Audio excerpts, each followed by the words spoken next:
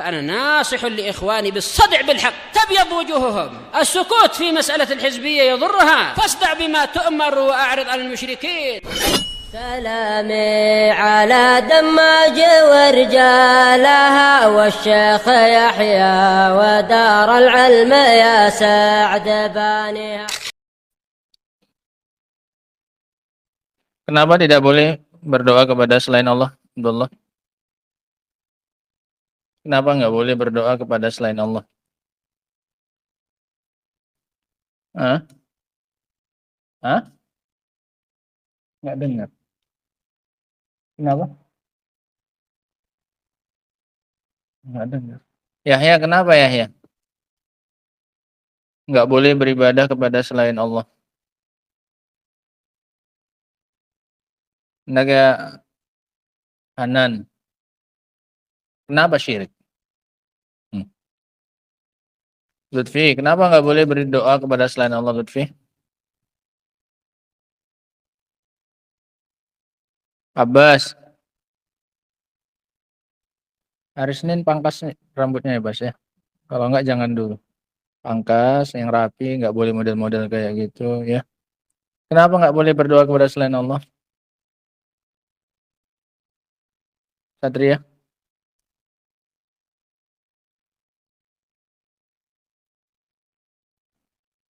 Kenapa syirik? Kenapa kok nggak boleh? Alasannya kenapa?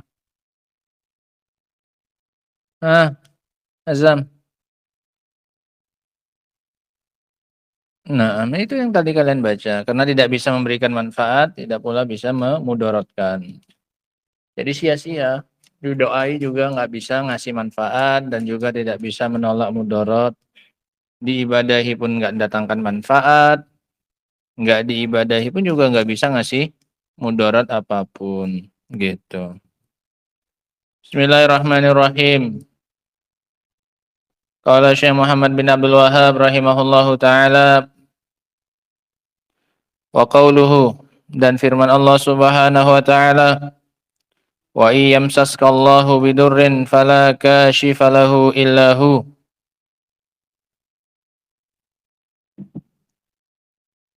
wa iyamsaska ay in yusibka, jika menimpa kamu, jika Allah menimpakan kepadamu, bidurrin, bifakrin, au maradin au ghairi dzalika min anwa'id dur, jika Allah menimpakan kepadamu kefakiran atau sakit atau yang selainnya dari berbagai macam kemudaratan, fala kashifa ay la rafi'a, maka tidak ada yang bisa mengangkat, maka tidak ada yang bisa mengangkat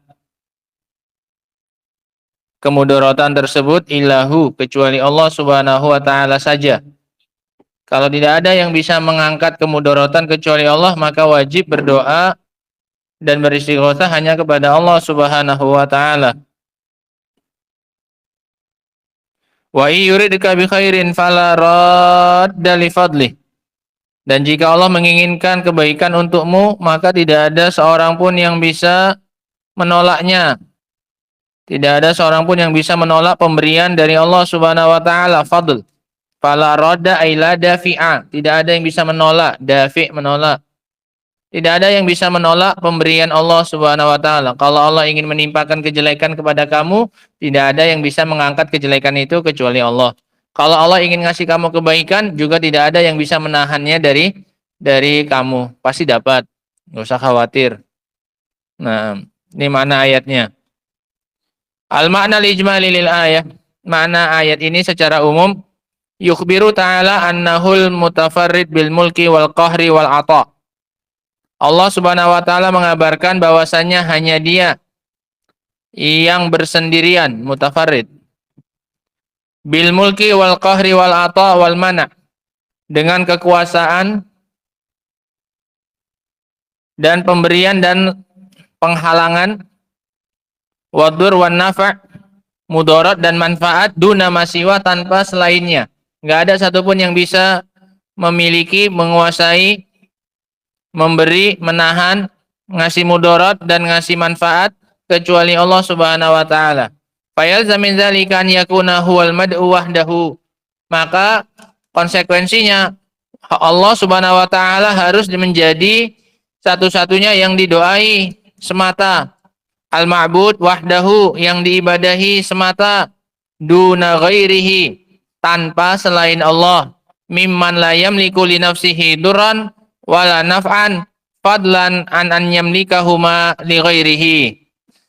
Bukan orang yang tidak memiliki untuk dirinya mudarat dan juga manfaat. Untuk dirinya saja dia nggak punya. Untuk dirinya saja dia tidak bisa memberi manfaat dan mudarat, lebih-lebih dari menguasai keduanya untuk orang lain. Keduanya kembali ke mana? Ad-dur wan nafa'. Lebih-lebih lagi untuk memberikan itu kepada orang lain. Untuk diri sendiri saja dia tidak bisa kok. Iya kan? Maka boro-boro ngasih itu untuk orang lain. Jadi salah kalau didoai, kalau dimintai semua yang selain Allah Subhanahu wa taala. Kenapa? Tidak ada di tangannya sedikit pun dari manfaat dan mudarat. Ma yustafadu minal ayah.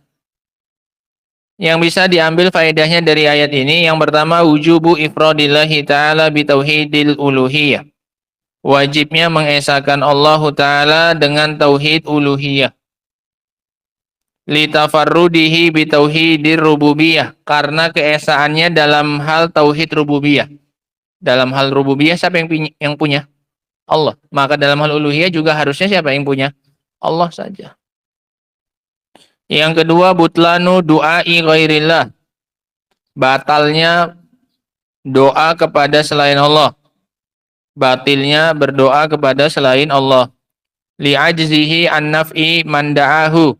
Karena ketidakmampuannya untuk memberikan manfaat kepada orang yang berdoa kepadanya. Itu alasannya. Kenapa berdoa kepada selain Allah itu batil? Karena dia tidak mampu memberikan manfaat kepada orang yang berdoa kepadanya. Wadaf'id-dur anhu, dan juga tidak mampu untuk menolak mudarat dari orang yang berdoa kepadanya. Sia-sia kalau didoai. Yang ketiga, isbatul masyiah lillahi subhanah. Penetapan sifat masyiah bagi Allah subhanah. Oh, ayatnya belum selesai tadi ya. Nah. Yusibu bihi may yasha'u min ibadi. Allah menimpakannya kepada siapa saja yang Allah kehendaki dari hambanya. Wa huwal ghafurur rahim. Dan Allah Maha Pengampun lagi Maha Penyayang. Kenapa didahulukan ampunan daripada kasih sayang, Ali? Tahliyah qabla tahliyah. Pembersihan terlebih dahulu sebelum apa? Penghiasan. Penetapan sifat kehendak bagi Allah Subhanahu. Yang keempat, isbatu sifatai al-maghfirah war-rahmah lillahi subhanahu ala ma yaliku bijalalihi. Penetapan dua sifat ampunan dan kasih sayang bagi Allah Subhanahu wa taala yang layak dengan keagungan Allah Subhanahu wa taala. Naam. Qala Syekh rahimahullahu taala. Syahidnya mana di sini? Syahidnya adalah firman Allah Subhanahu wa taala, wa yamsaskallahu bidurin falaka syifa lahu illahu. Ini yang paling nyambung dengan bab istighosah. Kalau Allah ingin menimpakan kejelekan kepadamu, maka tidak ada yang bisa mengangkatnya kecuali Dia. Sehingga kalau mau istighosah wajib kepada siapa? Allah. Kenapa? Karena Allah yang bisa satu-satunya mengangkat kesulitan tersebut. Itu alasan logisnya. Kenapa kok istighosahnya wajib kepada Allah? Karena hanya Allah yang bisa mengangkatnya. Tuh syahidnya. Qala Syekh rahimahullah, wa qawluhu fabtaghu indallahi rizqa wa'buduhu washkurulah ilaihi turja'un. Maka carilah di sisi Allah itu rezeki. Nyarinya jangan di sisi manusia, nyari rezeki itu di sisi Allah Subhanahu wa taala. Fabtaghu indallahi rizqa wa'buduhu washkurulah. Dan beribadahlah hanya kepadanya. Termasuk ibadah adalah doa. Termasuk ibadah adalah doa. Wa'buduhu washkurulah. Dan bersyukurlah kalian kepada Allah. Ilaihi turja'un. Kalian hanya akan dikembalikan kepadanya. Fabtaghu ay utlubu. Carilah rezeki. Wa'budu akhlisu lahul ibadah. Murnikan untuknya ibadah. Setiap perintah untuk beribadah itu adalah perintah untuk apa? Mentauhidkannya. Paham ya? Setiap perintah untuk beribadah itu adalah perintah untuk mentauhidkannya. Karena tidak ada yang namanya ibadah illa ma'a tauhid. Karena nggak ada yang namanya ibadah kecuali dengan apa? Tauhid. Nah, jadi semua perintah untuk beribadah adalah perintah untuk bertauhid. Karena tidak ada yang namanya ibadah illa ma'at tauhid kecuali bersama dengan tauhid. Wa huwa min atfil 'ami 'alal khas. Dan ini termasuk penggandengan yang umum kepada yang khusus. Penggandengan yang umum kepada yang khusus. Penggandengan yang umum kepada yang khusus. Mana itu? Mencari rezeki dari Allah. Ini termasuk apa? Ibadah. Kemudian disuruh yang umum, yaitu apa? Ibadah. Gitu maksudnya. Fa inna ibtigha'ar rizqi indallahi minal ibadah. Tuh, karena mencari rezeki di sisi Allah itu adalah ibadah. Iya kan? Jadi tanpa disebutkan mencari rezeki pun dari sisi Allah pun sudah masuk ke dalam ibadah dia. Cuman dikhususkan oleh Allah. Mana yang khusus? Ibtigha'ar rizq. Nyari rezeki dari sisi Allah. Mana yang umum? Wa'budu, ibadahilah Allah. Itu umum. Masuk ke dalamnya mencari rezeki dari sisi Allah. Washkurulah, dan bersyukurlah kepadanya, i'tarifu bi ni'matihi. Kalau udah dapat rezekinya, akui Allah dengan nikmatnya. Iya, ini nikmat dari Allah, bukan hasil kerja kerasku, bukan karena kepandaianku nyari uang, bukan karena kepintaranku, tapi karena Allah yang ngasih. Ini pemberian dari Allah. Waf'alu ma yajibu min ta'ati. Lakukan apa yang wajib dari mentaati Allah. Watruku maksiatah. Tinggalkan kemaksiatan Allah. Itu bentuk syukur. Cara bersyukur adalah menggunakan nikmat itu untuk ketaatan. Dan tidak menggunakan nikmat itu untuk maksiat.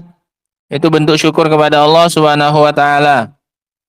Ilaihi la ila ghairihi. Kepadanya bukan kepada yang lain.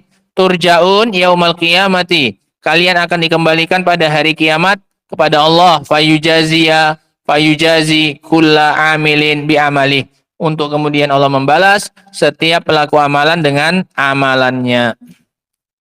Al makna ijmali lil ayah, makna ayat ini secara umum, ya'murullahu subhanahu bi talabi rizqi minhu wahdahu la minal asnami wal ausan. Allah Subhanahu wa taala memerintahkan untuk kita mencari rezeki hanya dari Allah semata, bukan dari berhala dan patung atau manusia. Sama karena manusia nggak punya rezeki. Yang punya rezeki satu-satunya cuma Allah Subhanahu wa taala. Wa ifradihi bil ibadati. Allah juga nyuruh kita untuk mengesakannya dalam ibadah. Wal i'tiraf bi ni'matihi au bi ni'amihi allati asdaha ala ibadihi. Dan Allah perintahkan kita untuk mengakui kenikmatan-kenikmatannya yang Dia berikan kepada hamba-hambanya, wasarfiha fi ta'atihi, dan menggunakan nikmat itu untuk ketaatan, wal ibtiad an maksiyati, dan menjauh dari kemaksiatan kepada Allah.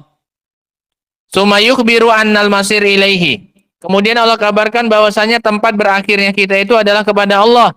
Untuk apa? Untuk kemudian fayujazi kulla amilin bi amali. Untuk kemudian Allah membalas setiap pelaku amalan dengan amalannya. Ingat, semua yang kita buat itu pasti akan dibalas ya ikhwan. Ya, tinggal kita pikirkan saja yang kita buat itu baik atau jelek. Ya, kalau kita sholat baik, itu untuk kebaikan kita, bukan untuk Allah. Kalau kita jahat, mencuri atau yang lainnya, itu juga kembalinya untuk diri kita sendiri. Dan ingat, sekarang kita bisa selamat mungkin di dunia. Ya, tapi di akhirat jangan harap kalau Allah ingin menghukum kita, bahkan di dunia pun bisa Allah hukum, bisa. Kalau di dunia Allah mau hukum, bisa, sangat bisa. Nah, tadi pagi baru dijelaskan, mau sekuat apapun kita, sehebat apapun kita, sepandai apapun kita melakukan kemaksiatan kita, kalau Allah mau menghukum kita bisa. Kul kunu hijaratan au hadida. Sampai Allah bilang, kalian silahkan mau jadi besi atau jadi apa ini? Batu atau apapun lah yang kalian pikir kuat itu untuk bisa menghindar dari azabnya Allah Subhanahu wa taala. Nah, jadi pikirkan baik-baik sebelum berbuat. Kira-kira ini mendatangkan kebaikan untukku atau mendatangkan kejelekan untukku. Ingat, Allah itu melihat, walaupun tidak ada yang melihatnya dari manusia, Allah tahu perbuatan kita semuanya. Berbuat baik ya Allah tahu, berbuat jahat pun Allah apa? Tahu. Nah, maka hati-hati. Fayajibu 'alal abdi an yahsiba lidzalika hisabah. Maka wajib bagi seorang hamba untuk menghitung-hitung perhitungannya sendiri. Kira-kira ini datang kebaikan atau dapat kejelekan gitu. Dihitung sendiri sebelum dihitung oleh Allah pada hari kiamat nanti. Munasabatul ayah lil bab. Kaitan ayat ini dengan bab. Anna fiha wujubu ifradillahi bid-du'ai wal ibadah. Bahwasanya di dalamnya terdapat kewajiban untuk mengesahkan Allah dalam doa dan ibadah. Warrad 'alal musyrikina alladzina ya'buduna ghairah, dan bantahan kepada orang musyrikin yang beribadah kepada selain Allah Subhanahu wa taala. Ma yustafadu minal ayah. Faedah yang bisa kita ambil dari ayat ini. Wujubu du'a illahi wahdahu wa talabi ar-rizqi minhu. Kewajiban untuk berdoa kepada Allah semata dan kewajiban untuk mencari rezeki dari Allah semata. Asaniyah wujubu ifradillahi bi jami' anwa'il ibadah. Kewajiban untuk mengesahkan Allah dalam semua jenis-jenis ibadah. Asalisa wujubu syukrillahi ala ni'amihi. Kewajiban untuk mensyukuri Allah atas segala nikmatnya. Ar-rabi'ah isbatul ba'si wal jaza. Yang keempat, penetapan adanya kebangkitan dan pembalasan. Dari mana ini diambil? Adanya pembalasan diambil dari mana? Ilaihi turja'un. Kalian akan dikembalikan kepada Allah. Kembali bukan sekedar kembali, tapi kembali untuk dihitung kemudian dikasih balasan. Al-khamisah, yang kelima, annahu la tanafiya baina talabi rizqi wal iktisabi wa ibadatillah. Tidak ada pertentangan. Ini faedah bagus. Banyak orang salah kaprah. Menganggap bahwasanya kalau dia kerja, kalau dia cari makan, cari uang, seolah-olah nggak bisa beribadah. Lihat kata beliau, annahu la tanafiya baina talabi rizqi wal iktisab wa ibadatillah. Tidak ada pertentangan antara mencari rezeki dan berusaha dan beribadah kepada Allah Subhanahu wa taala. Sehingga jangan sampai nyari rezekinya jadi penghalang untuk beribadah kepada Allah Subhanahu wa taala. Justru sebaliknya, cari rezeki untuk bisa beribadah kepada Allah Subhanahu wa taala. Paham ya? Nah, cari rezeki supaya bisa beribadah. Jangan cari gara-gara nyari rezeki hilang apanya? Ibadahnya. Ini kebalik. Wa annal islama fihi khairud dunya wal dunya, dan bahwasanya Islam itu mengandung atau terkandung di dalamnya kebaikan agama dan dunia. Buktinya disuruh nyari apa? Rezeki. Iya kan? Berarti kan Islam tidak menghalangi orang untuk kerja. Boleh. Boleh. Tapi ingat, setelah nyari rezeki, sambil nyari rezeki disuruh ngapain? Wa'budu. Jangan lupa. Jangan cuma diambil depannya saja. Fabtaghu indallahi rizqa. Saya nyari rezeki disuruh Allah. Lanjutannya, ada dua lagi yang belum disebutkan. Wa'buduhu washkuru lahu. Ibadahlah sama Allah dan bersyukur kepada Allah. Orang cuma ngambil depannya saja, disuruh nyari rezeki, ibadahnya lupa, syukurnya juga lupa. Ingat, ini satu gandengan antara nyari rezeki, ibadah, dan apa? Bersyukur. Nah, Masya Allah, ini dua ayat yang menjelaskan bahwasanya berdoa itu hanya boleh kepada Allah Subhanahu wa taala, dan termasuk doa adalah istighosah. Termasuk doa adalah apa? Istighosah. Nah, wallahu taala a'lam bissawab.